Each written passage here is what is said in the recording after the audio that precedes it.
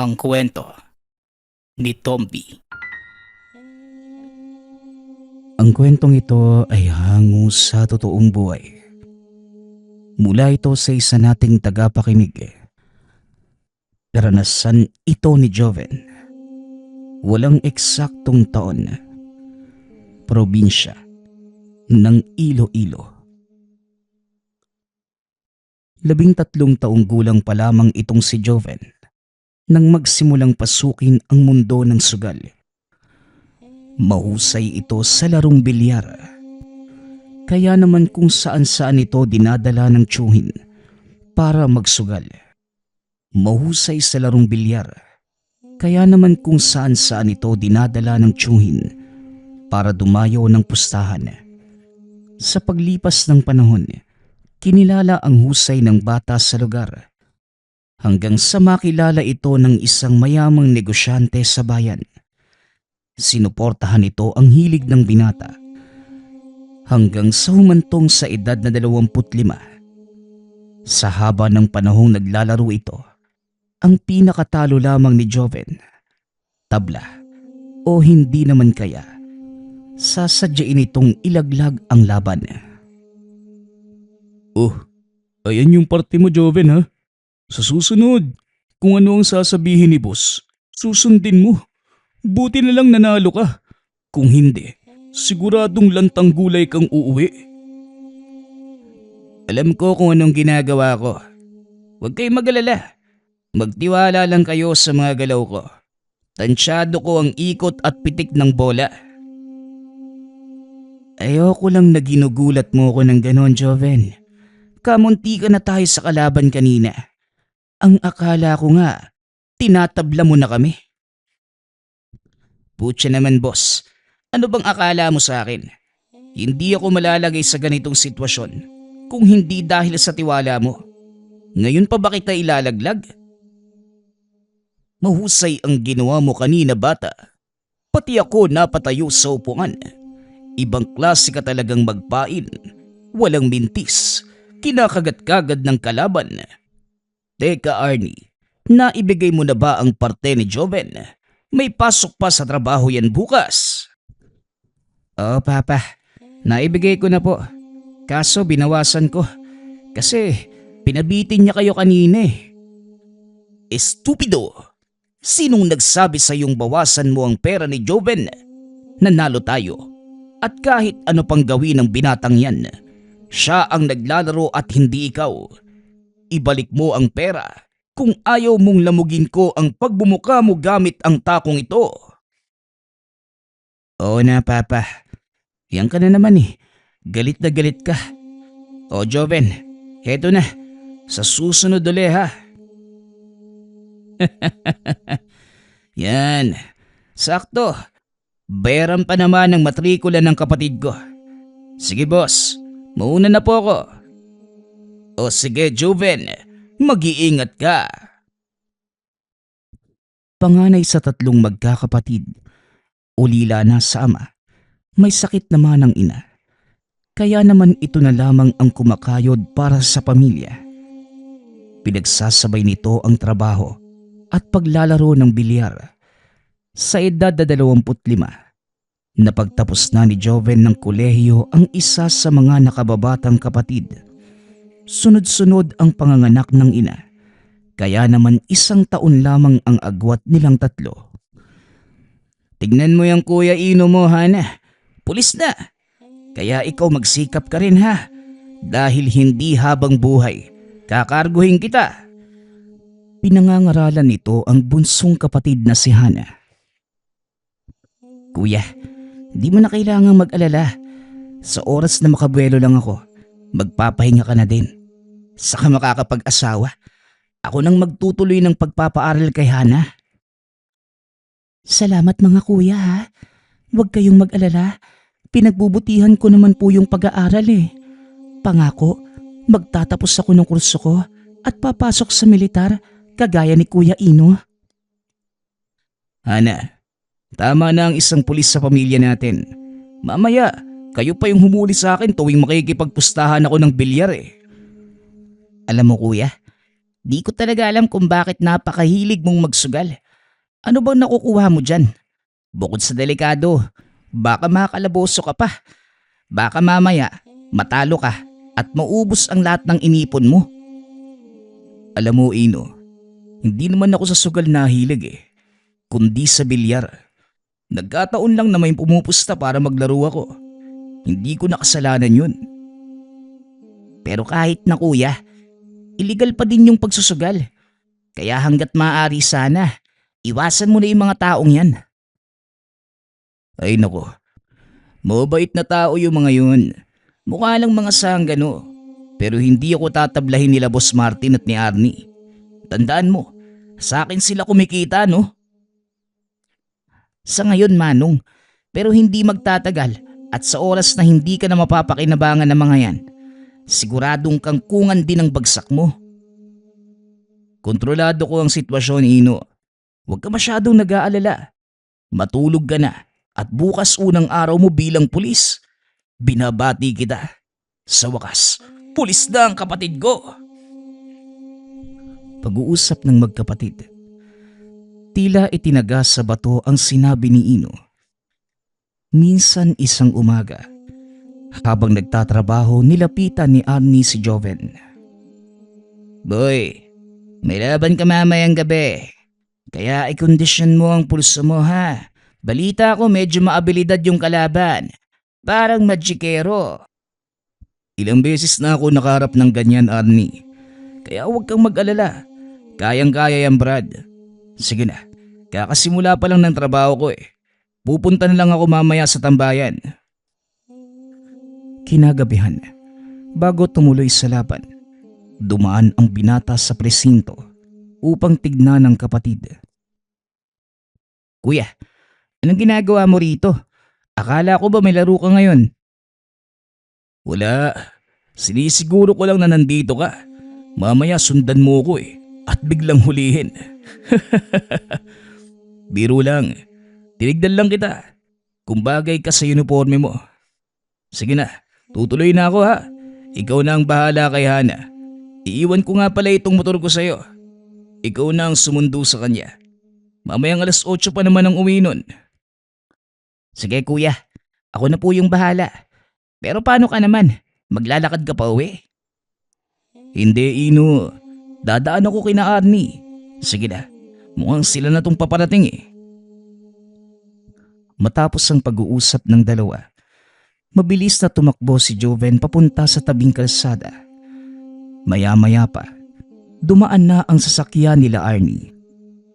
Ayos, pulis na pala yung utol mo. May lusot na tayo kung sakaling makalaboso. Hoy Arnie, ilabas mo nga sa kalokohan yung kapatid ko. Matinong pulis yan Sa ngayon, oo, matino. Bago pa lang Pero sa oras na magising yan sa kalakaran ng mundong pinasok niya, kakapal din ang kaliskis niyan at magiging buhaya. Anong sinasabi mo? Ayusin mo yung pagsasalita mo sa kapatid ko ha? O baka gusto mong ikaw ang maglaro ngayong gabi? Kalma lang, Joven. Sinasabi ko lang naman ang katotohanan. Alam mo, pasasalamatan mo pa nga ang araw na ito pagdating ng panahon. Binalaki kami ng maayos na mga magulang namin. Kaya alam kong hindi magiging kagaya ng sinasabi mo ang kapatid ko. O siya, tama na yan. Joven, kaunting lamig ng ulo. Hindi basta-basta ang kalaban mo ha. Kagaya mo, tabla lang din ang talo. Mag-iingat ka sa isang yon dahil parang mesa demonyo ang paningin pagdating sa paglalaro. Pag-awat ng tiyuhing si Baldo, huminto ang sasakyan sa tapat ng isang malaking bilyaran. Maraming tao ang nakapalibot sa nag-iisang mesa. Bumaba ng sasakyan ng binata. Kinuha ang tako sa loob ng sasakyan. Mukhang malaking pustahan nga ito, Tio Baldo. Si Boss Martin, nasa loob na ba? Oo, kanina ka pa nga inaantay. Wala pa naman ang kalaban, kaya pwede ka pang magpainit sa ibang mesa. Hindi na, Tiyo. Muupo na lang ako sa isang sulok habang inaantay ang makakalaban ko. Naupo si Joven habang humihit-hit ng sigarilyo. Maya-maya pa, may lumapit sa kanya na binata na halos kasing edaran lamang. Mukhang tensyonado ang paligid ah. Siguro malaki ang pusta ng mga maglalaro no. Oo nga eh. Medyo dinadaga nga ako. Nakakailang stick na ako ng Yossi. Ako nga din. Hindi ko kasi kilala kung sinong makakalaban ko ngayon eh. Bigla ang natahimik si Joven nang madinig ang sinabi nito. May hinala siya na ito na ang makakalaban ng gabing yun. Kaya minabuti ni Joven na kilalanin ito. Maglalaro ka din pala. Siya nga pala, ako si Joven. Ikaw, anong pangalan mo? Maglalaro ako ngayon. Jeff pala ang pangalan ko. Ang sabi ni boss, sindikato daw yung may hawak sa kalaban ko. Ang totoo, inaantay ko nga nalapitan ako ng isa sa kanila para ilaglag yung laban eh. Nako, wag na wag mong gagawin yan. Hayaan mo silang magpustahan. Magsaya ka lang habang naglalaro. Sana ganun lang kadali yun, no? Nandito na pala sina boss. Sige, maghahanda na ako ha. Sige, panonoorin ko na lang yung laro mo. Maya-maya pa, lumapit na si Arnie kay Joven. Ayos ka din eh, no? Nakikipag-usap ka pa talaga sa kalaban? Sinasabi ko na nga ba eh. Ikaw naman, tamang hinala ka eh. Malay ko ba naman na yun yung makakalaban ko? Siguraduhin mo lang na hindi ka nakipagkasundo doon sa taong yun. Talagang malilintikan ka kay Papa. Sige na, pumunta ka na roon at magsisimula na ang laban. Matapos makipag-usap, tumayo na sa upuan si Joven. Naglakad ito papunta sa mesa. Dinampot ang tisa. Nakatalikod si Jeff ng mga sandaling yun, kaya hindi nito napansin ng binata. Tignan mo nga naman, napagkamalan patuloy akong nakikipagkasundo sa kalaban. Napalingon si Jeff. Nagulat nang madinig ang boses ng binata. Ikaw pala ang makakalaban ko. Ayos to. Pareho na lang nating galingan. Kalmado lamang si Jeff. Dahilan para kabahan ng bahagya si Joven. Ilang sandali pa nagsimula na ang pustahan. Kapwa nagpakiramdaman ang dalawang manlalaro. Parehong mahusay ang tira ng mga ito. Ngunit sa unang sargo, si Jeff ang nanalo. Mukhang mas magaling sa'yo yung kalaban mo ngayon, Joven ah. Itutuloy pa ba natin? Nakachamba lang yun, Arnie. Babawi ako sa susunod na sargo. Ano bang nangyayari sa'yo? Bakit parang iba na yung tira mo? Hindi ko alam, Arnie. Pero parang may kakaiba dyan sa kalaban ko eh. Ngayon lang kita nakitang namawis ng husto ah. Sigurado ka bang kaya mo? Tiwala lang. Hayaan nating magsalita ang tako. Ilang sandali pa. Nagsimula na ang ikalawang sargo. Kalmado pa din si Jeff. Samantalang si Joven naman, nababalisa at pilit pa ding iniisip kung ano ang meron sa kalaban. Paulit-ulit na sumasablay ang mga tira hanggang sa muling matalo sa ikalawang pagkakataon. Pare, parang pinagbibigyan mo na lang yata ako eh. Seryosohin mo naman.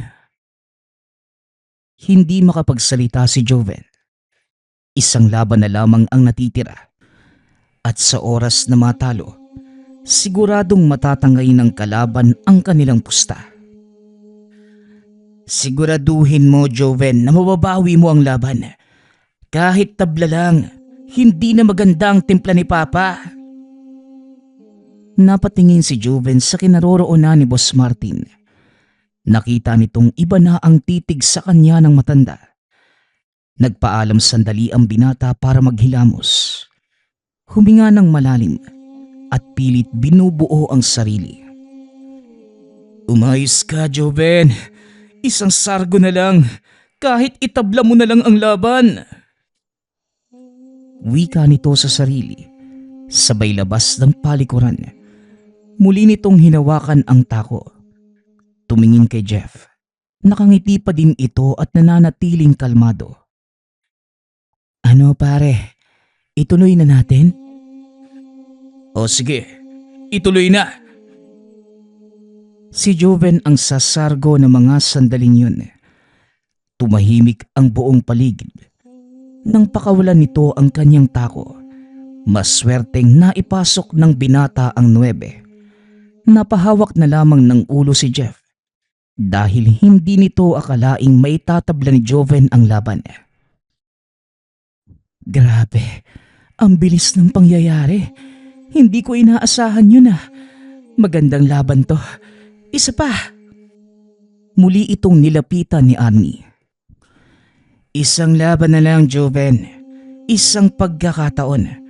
Alam mo na ang mangyayari sa'yo. Hindi makapagsalita ang binata. Alam niya kung ano ang gagawin ni Boss Martin kung sakaling magkamali siya. Ngunit bago pa man tuluyang magsimula ang laban, biglang dumating ang kapulisan.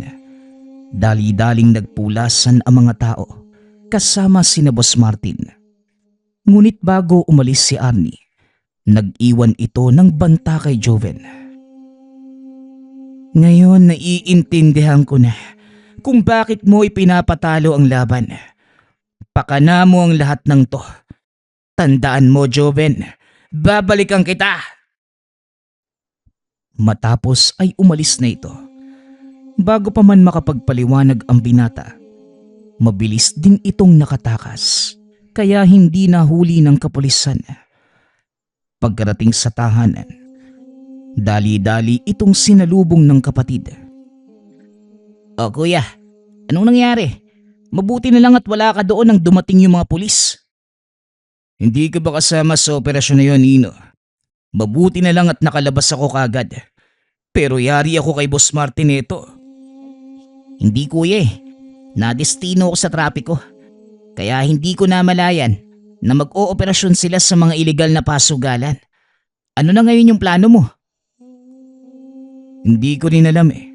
Ang tingin ni Boss Martin, ako may kagagawa ng operasyon ng kapulisan. Siguradong gumagawa na sila ng hakbang. Delikado kung magpupunta sila dito sa bahay.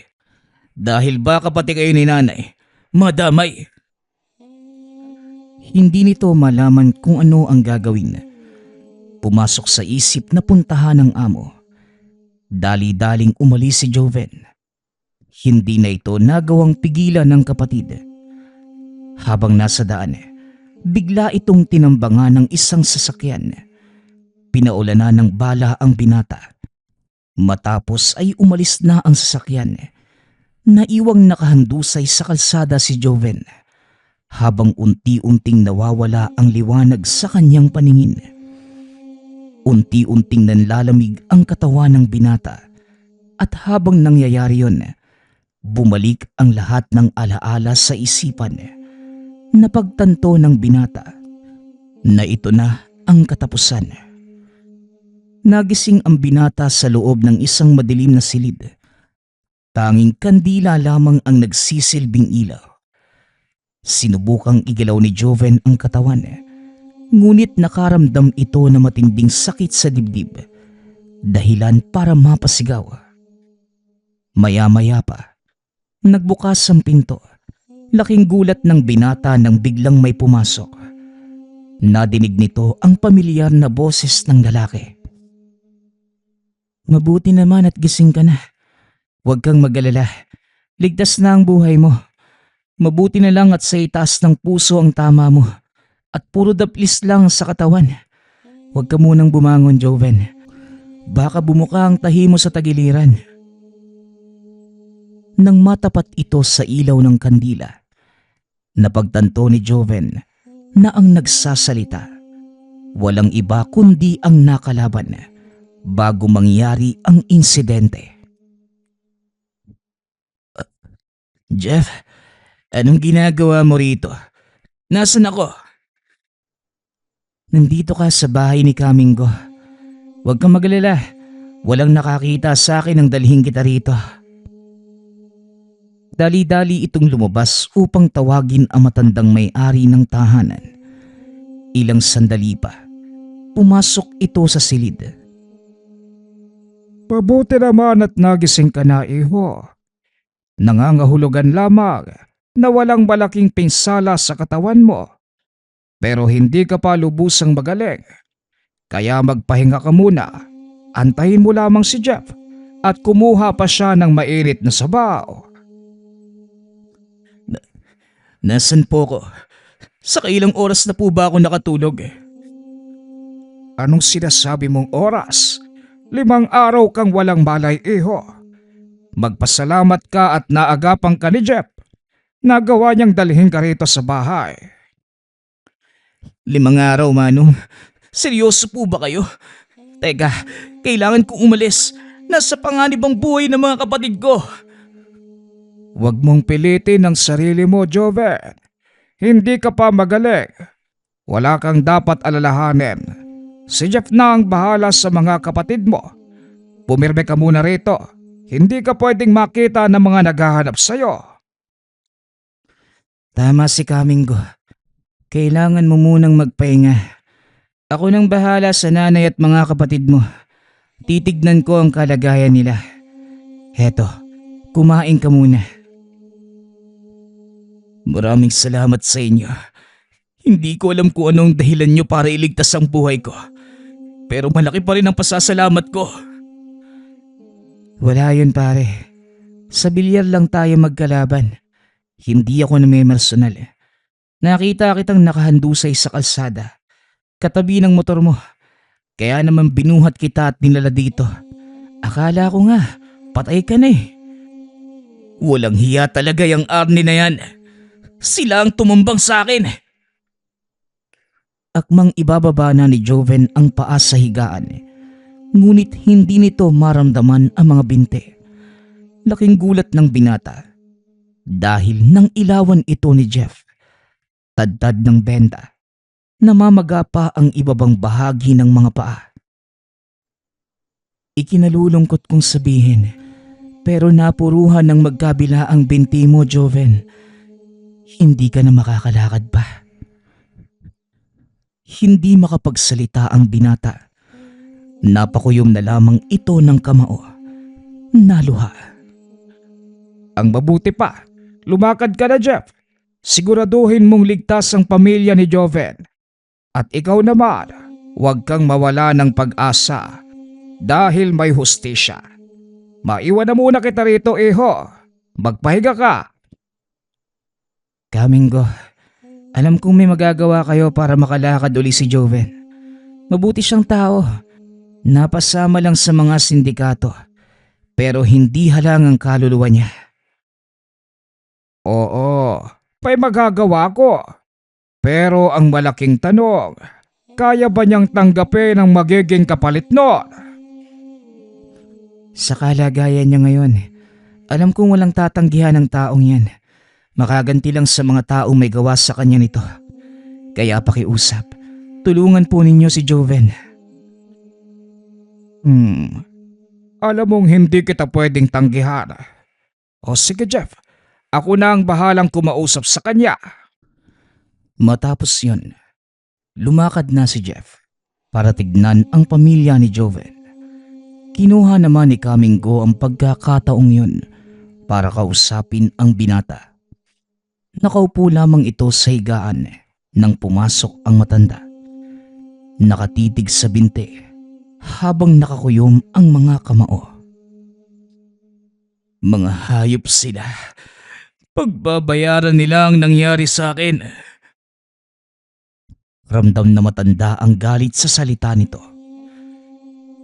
Paano kung sasabihin ko sa'yo na may paraan para makalakad kang muli. Napalingon si Joven sa sinabi ng matanda. Manong, lahat gagawin ko. Makalakad lang ulit. Sabihin niyo sa akin kung paano. Madali lang yan para sa akin. Pero may kapalit. Handa ako sa kung anumang kapalit. Makalakad lang ulit. At may paghiganti ang nangyari sa akin, Manong.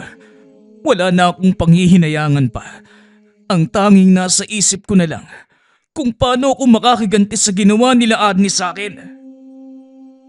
Kahit pa sabihin kong kaluluwa mo ang kapalit.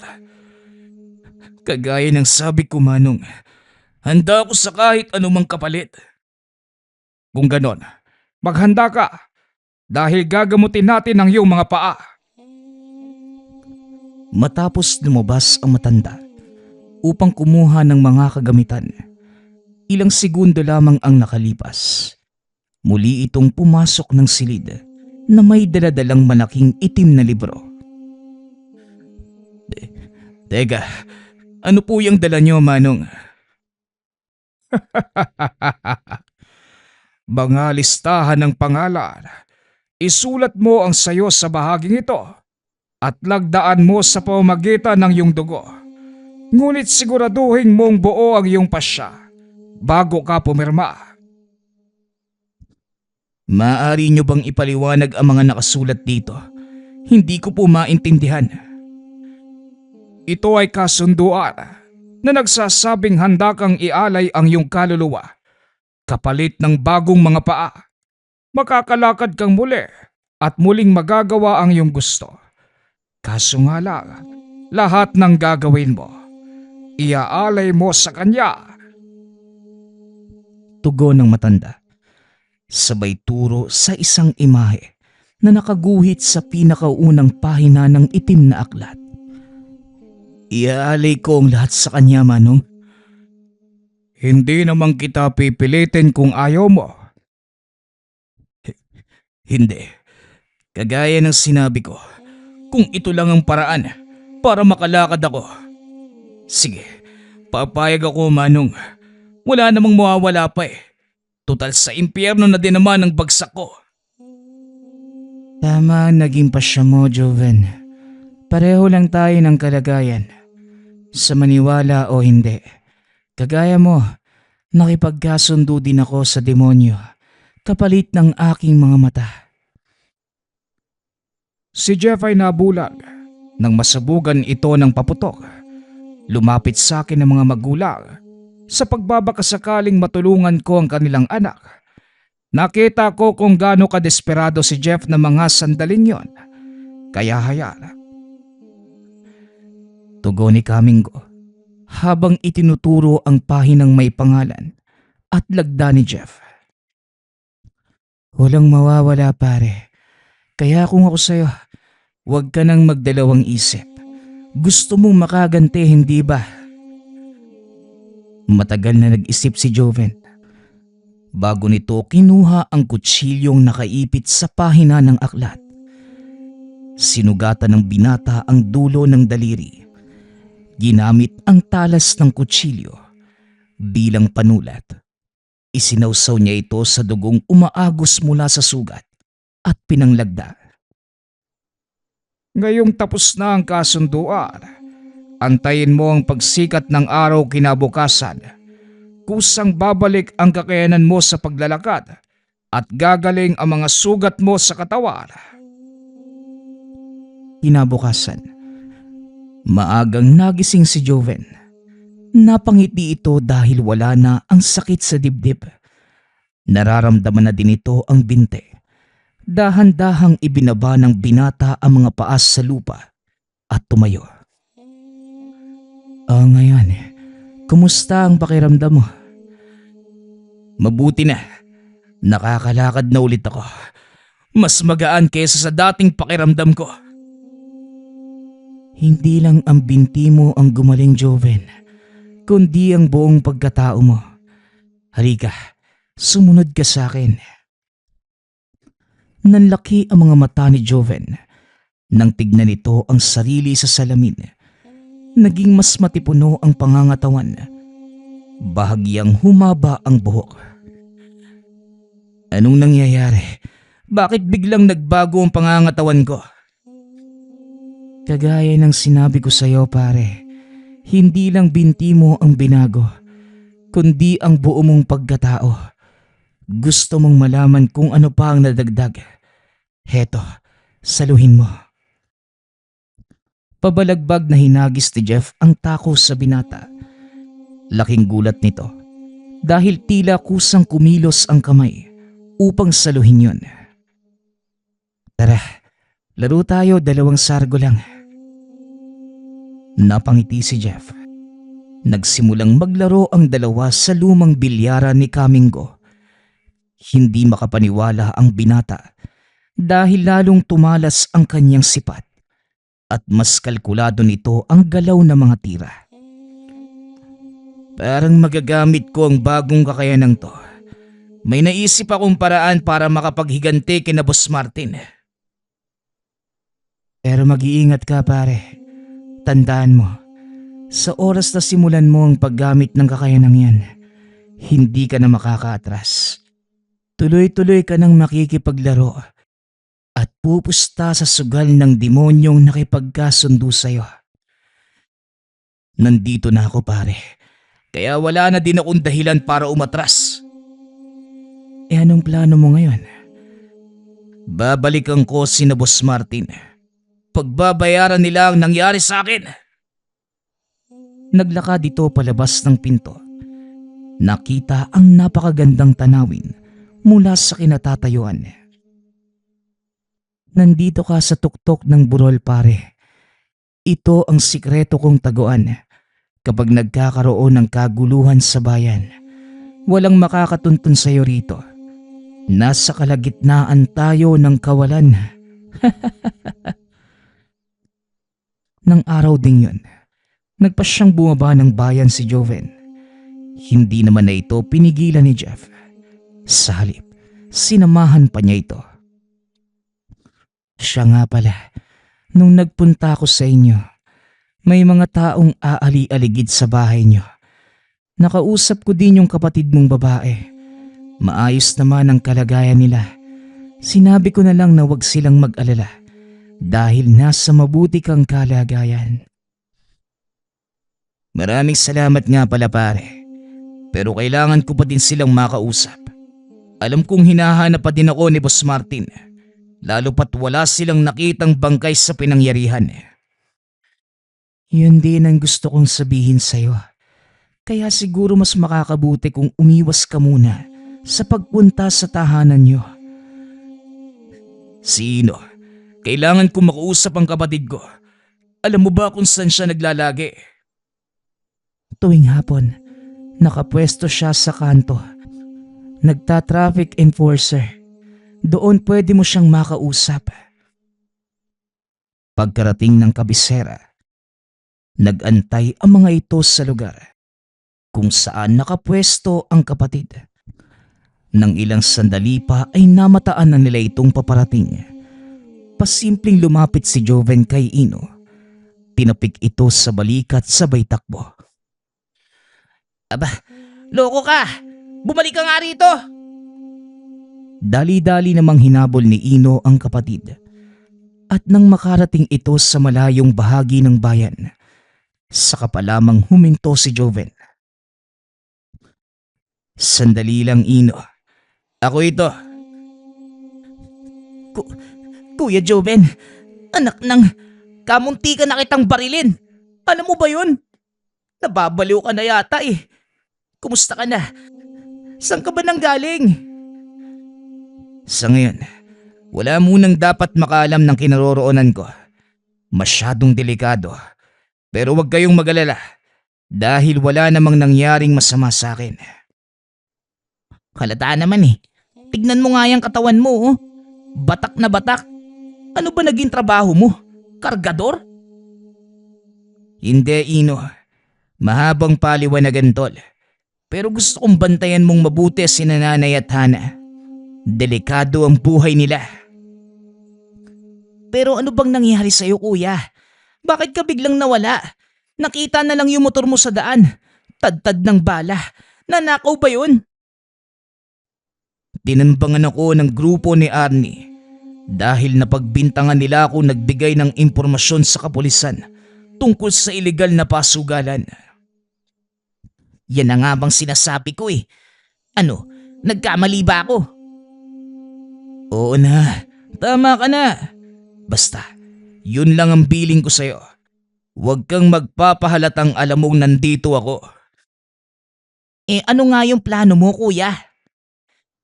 Gagantihan ko sila sa pamamagitan nito. Wika ni Joven, sabay pakita sa hawak na tako. Ano yan? Tatakuin mo sila isa-isa? Ay nako, naging pulis ka lang. Humina na yung utak mo tol ah. Siyempre, gagantihan ko sila sa larong alam kong ako ang mananalo. Walang hiya. Pag nagsalita ka, para kang nagsangla ng kaluluwa sa demonyo. Kapalit ng galing sa bilyar ah. Pero teka, hindi ba mas maganda kung malaman ni Tio Baldo yung nangyari? Nakadikit pa din kasi siya kay Martin eh. Hindi niya dapat malaman. Diskumpiyado din ako sa kanya, Ino. Mas mabuting iilan lang tayong nakakaalam ng tungkol sa akin. Hindi nagtagal ang usapan. Kinakailangan na ni Inong bumalik sa pwesto. Kagad na ding umalis sa lugar ang binata. Pinuntahan si Jeff sa isang karinderya. Anong balita? Nakausap ko na si Ino at sa palagay ko, ayos na. Ikaw, kumusta ang lakad? Mamayang gabi may pasargo si Kap sa kabilang barangay. Siguradong naroon sila, Arnie. Ganun ba? Sasali tayo. Sigurado ka ba? Baka mamaya mapahamak ka na naman. Mabuko ka nang wala sa oras. Hindi yan pare. Ako nang bahala. Akmang tatayo na sana sa upuan ng binata nang bigla itong makaramdam ng panghihina ng katawan. Sandali lang pare. Parang nangihina yata ako ah. Biglang nanlambot ang tuhod ko. Nako, nakalimutan kong sabihin sa'yo pare. Buti may dala ko. Heto, inumin mo.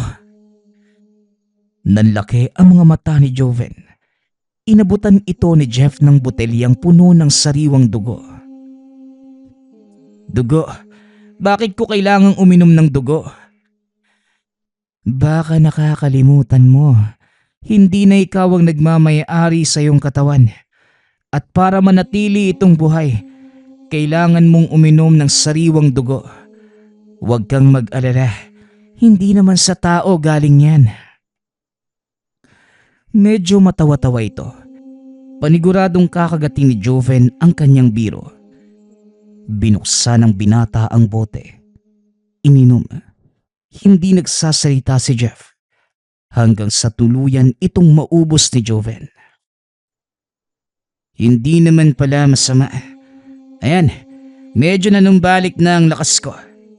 Tara na, umalis na tayo rito. Biglang humagalpak ng tawa si Jeff. Paniwalang paniwala ang kaibigan sa kanyang kalokohan. Ang bilis mo talagang maniwala sa akin, Joven. Hindi totoong kailangan nating uminom ng dugo. Halaka, bilin pa naman ni Kamingo na bilhan siya ng sariwang dugo ng baboy. Pang dinuguan, inubos mo. Walang tigil sa pagduwal si Joven. Lalo pa nang malaman itong mula sa baboy ang ininom nitong dugo.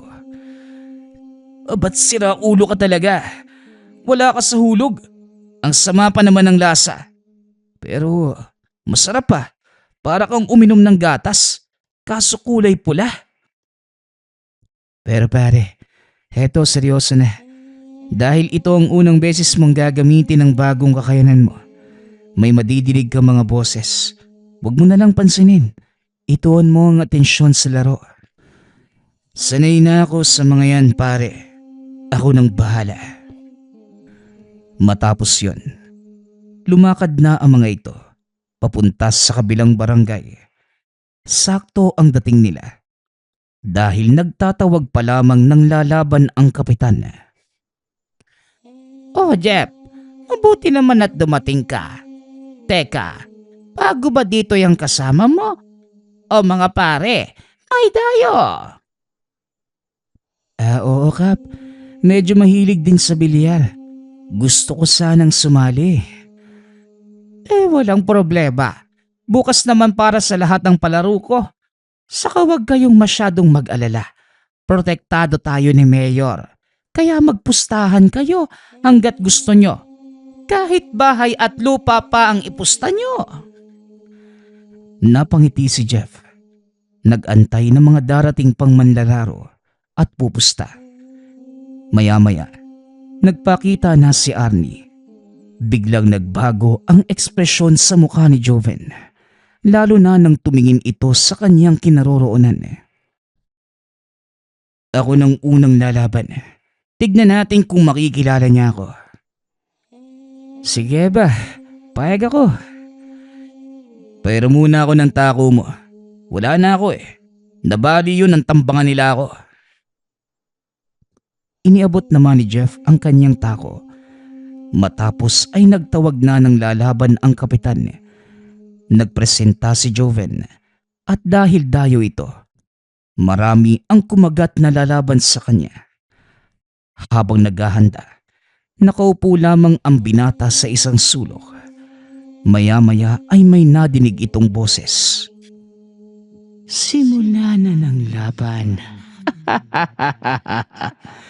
Ibig sabihin ito, gagamitin mo na ang bago mong kakayanan. Sa wakas, isa na namang patabaing tupa. Pwede ba Jeff? Tumahimik ka. Ang ingay mo eh. Nagtaka ang binata. Nasa kabilang bahagi ng mesa ang kaibigan, nangongolekta ng pusta. Sa isip-isip ni Joven, ito na yata yung sinasabing boses ni Jeff. Maya-maya pa, nagsimula na ang labanan. Dahil dayo pinagbigyan si Joven ng kalabang maunang sumargo. 9 balls ang laro ng mga ito. At sa unang sargo pa lang, nagawa na niyang ipasok ang 9. Pambihira, ano ba naman yan? Sa'yo pa naman ako pumusta, Elmer. Masyado ka kasing mahangin. Langit lang, nakachamba lang yan, Kap. Sa susunod, bawi tayo. Sa ikalawang laban, si Joven pa rin ang sasargo. Ngunit ipinaubaya niya ito sa kalaban. Oh, ikaw na ang sumargo. Baka sakaling matsambahan mo rin. Di patas na tayo. Pero ingat ka lang pare. Sa oras na walang pumasok, wawalisin ko ang tapete. Napangiti naman ang kalaban sa pag-aakalang nagyayabang lamang ang binata. Sinargo ni Elmer ang bola. Nagkalat ito sa mesa ngunit sa kasamaang palad, walang pumasok. Sige nga. Tignan natin kung marunong kang magwalis. Maupo ka muna at manood. Maghanda ka na din para sa susunod na set. Sunod-sunod itong ipinasok ang mga bola. Pinaglaruan pa ang 9 bago tuluyang ipasok. Hindi makapag-ingay ang mga nanonood. Hindi nila alam kung ano ang nangyari. Pare, hinay-hinay lang sa pagpapasikat. Napapansin ka na nila Arnie. Yun nga yung plano pare. Ang mapansin ng grupo ni Arnie. Habang nagpapahinga, muli na naman itong nadinig ang boses.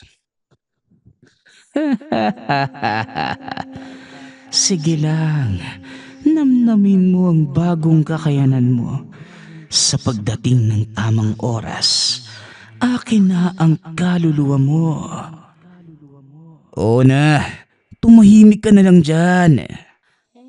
Ang sabi ko sa'yo, huwag mong pansinin ang nadidinig mo eh. Alam ko, pero hayaan mo na. Mabuti nga yung may nakakausap ako habang naglalaro. Nakakabagot yung mga kalaban eh. Tumayo ito at laking gulat ni Jeff nang makita ang malademonyong aura ni Joven. Mukhang nagkamali ako ng akala kay Joven. Tuluyan ang nilamon ng paghihigante ang taong to at sigurado may mapapahamak pag nagpatuloy pa. Matapos ang 3 sunod-sunod na panalo, hindi pa din huminto si Joven hanggang si Arnie na mismo ang nakalaban nito. Tignan natin ang galing mo. 3 panalo, hindi na masama. Hindi nagsalita si Joven. Nakatitig lang ito ng seryoso kay Arnie habang nadidinig ang boses sa isipan. Yan ba ang taong nagtangka sa buhay mo? Sige nga, tignan natin kung ano ang gagawin mo. Pakakainin kita ng tisa kapag hindi ka tumahimik. Bahagya itong nadinig ni Arnie, kaya napalingon ito kay Joven. Ano bang sinasabi mo? Pakiulit nga. Hindi mo kilala kung sino ang binabangga mo, bata. Baka matulad ka sa kanila. Kilala kita. Anak ka ni Martin. At huwag kang mag-alala. Dahil kung ano man ang nadinig mo, hindi pananakot yon. Yan, ganyan nga. Galitin mo siya ng gusto para lumabas din ang tunay niyang kulay. Sa pagkakataong yun, nagkainitan na ang magkabilaang panig. Nagpasya na si Jeff na awatin ang kaibigan dahil nagpatawag na ng tanod ang kapitan. Tara na pare, makakalabose tayo nito eh. Tara na, umalis na tayo rito. Wika ni Jeff, sabay hatak sa kamay ni Joven. Sumunod naman ito dahil nadinig na ang sirena ng sasakyan ng mga pulis. Dali-daling umalis sa lugar ang dalawa. Ngunit sa kasamaang palad, may ibang plano si Arnie. Hinabol niya ang mga ito kasama ang ilang tauhan. Sandali lang, parang kilala kita. Anak ng kung siniswerte ka nga naman no. Buhay ka pa pala. Pero hindi na din magtatagal. Dahil ibabalik kita ulit sa pinanggalingan mong hukay. Mabuti naman at nakilala mo pa pala ako. Walang hiya ka. Ngayon pagbabayaran mo ang ginawa mo sa akin. Inilabas ng mga tauhan ni Arnie ang mga baril. Walang tigil na pinaputukan ng dalawa. Mabilis namang nagtago si Jeff. Samantalang si Joven naman, sinuong ang ulan ng bala mula sa mga kalaban. Laking gulat ni Arnie. Nakatayo pa din ang binata na tila hindi tinatabla ng bala. Teka, anong agimat ang nakuha mo? At bakit hindi ka tinatabla ng bala? Agimat? Wala akong agimat na nakuha. Sa kagustuhan kong makipagigante sa ginawa mo, nakipagsugal ako sa demonyo at ang kaluluwa mo ang itataya ko. Nanlaki ang mga mata ni Arnie sa sinabi nito. Biglang kinilabutan ang lahat ng naroon, lalo pa nang tumawa si Joven. Iba ang boses na lumalabas sa bibig. Napagtanto ni Jeff na talagang nasakop na ito ng demonyo. Bago pa man mas lumala ang sitwasyon at mapahamak si Arnie, hinarangan na ito ni Joven. Pare, maghunos dili ka. Tandaan mo ang sinabi ko. Sa oras na isugal mo ang kaluluwa mo, wala nang bawian. Ang taya, taya. Uulitin ko din ang sasabihin ko sa'yo. Wala akong planong umatras. Malaki ang pagkakasala sa akin ng taong ito at kailangan niya yung pagbayaran. Binigyan kita ng pagkakataon para mabigyan katarungan ng nangyari sa'yo. Pero hindi sa ganitong paraan, Joven. tuluyang kang nagbakain sa demonyong nasa loob mo. Napalingon si Jeff. Nakahinga ng maluwag nang makita ang matandang si Kamingo. Hindi ba't kayong nagkaloob sa akin ng kapangyarihang to? Bakit ngayon pinipigilan niyo ko? Hindi yan ang gusto kong mangyari. Oo, hinayaan kitang makipagkasundo sa demonyo sa paniniwalang isa kang mabuting tao. Pero mukhang nagkamali ako. Mahina ka dahil nagpapadala ka sa galit mo at hinayaan mong lamunin ka ng demonyong nagbibigay ng kapangyarihan sa'yo. Habang nag-uusap ang mga ito, nagtangka namang tumakas si Arnie sa pag-aakalang makakaligtas ito kay Joven. At saan ka naman sa palagay mo pupunta? Hindi pa ako tapos sa'yo. Wika nito habang inuunat ang kamay na parang sinasakal si Arnie mula sa malayo. Napahawak naman sa leeg ang kalaban. Nahirapan ito sa paghinga. Dali-dali namang hinugot na matanda ang latigo mula sa likod nito. Inihampas sa kamay ni Joven. Ako ang nagbigay sa'yo. Ako lang din ang maaaring bumawi. Wika na matanda habang hinihila si Joven palapit sa kanya. Bitawan mo ko, tanda. Sa oras na makawala ko rito, papatayin kitang hukluban ka. Patuloy pa din itong hinihila ng matanda hanggang sa makalapit na ito sa kinatatayuan. Dali-daling niyakap ni Jeff ang kaibigan. Idinantay naman ni Kamingo ang kanyang palad sa noo nito. Habang nag-uusal ng mga dasal, dinukot din na matanda ang itim na libro.